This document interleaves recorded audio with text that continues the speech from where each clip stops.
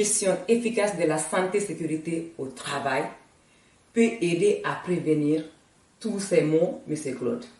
Ben, je vais dire, en tout cas, avec un minimum d'investissement en santé et sécurité, on va avoir des gains rapides au niveau d'une entreprise. Et on n'a pas besoin de faire de très, très grands investissements. En fait, c'est juste de commencer à faire un inventaire des risques et de mettre en place des moyens, des équipements qui vont vraiment diminuer ces risques. Mais par contre, le problème qu'on rencontre dans plusieurs pays, en fait, c'est ce que j'ai parlé un petit peu auparavant, c'est que la législation n'est pas assez sévère et malheureusement, pour certains entrepreneurs, pour certains dirigeants d'entreprise, s'il n'y a pas une contrainte, il n'y aura pas d'action. Donc, en fait, la législation santé-sécurité est à peu près la même dans le monde. Maintenant, il n'y a plus d'énormes différences. Ce qui différencie, ce que j'ai un peu amené tout à l'heure, c'est l'application. Si on compare, par exemple, ce qui se fait dans certains pays en voie d'industrialisation dans lesquels nous sommes intervenus, dans l'application de mesures santé-sécurité en entreprise et qu'il y a décès ou même blessures très graves, les dirigeants d'une entreprise peuvent être accusés au criminel et être passibles d'emprisonnement. Donc, on peut voir maintenant la grande balance, la grande démesure. Donc, pourquoi la santé-sécurité, pourquoi on s'en préoccupe autant dans les pays développés, en Amérique, en Europe, en Australie?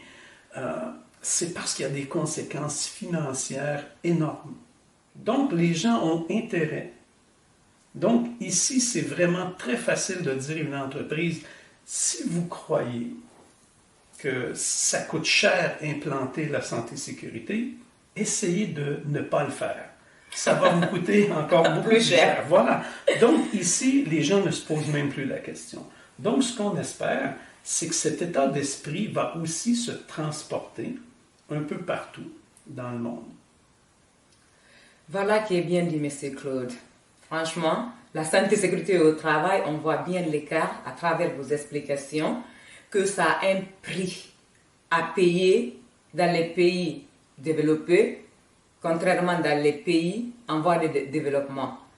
Pour la simple raison, ici, il y a des conséquences. Et de l'autre côté, il faut que les conséquences commencent à s'en venir petit à petit. Mais cela passe par plusieurs d'abord paliers, parce qu'il faut commencer d'abord à le mettre en place, à former et à sensibiliser, ainsi de suite, jusqu'à ce qu'on arrive à un niveau aussi qui va être vraiment, et puis qui va suivre ce qui se passe à l'extérieur de pays en voie de développement.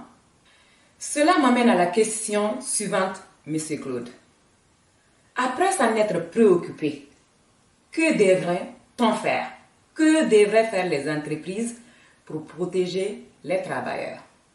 On ne cessera pas de le dire que ces travailleurs, ce sont des pères de famille, des mères de famille, l'imam, l'entraîneur de football communautaire.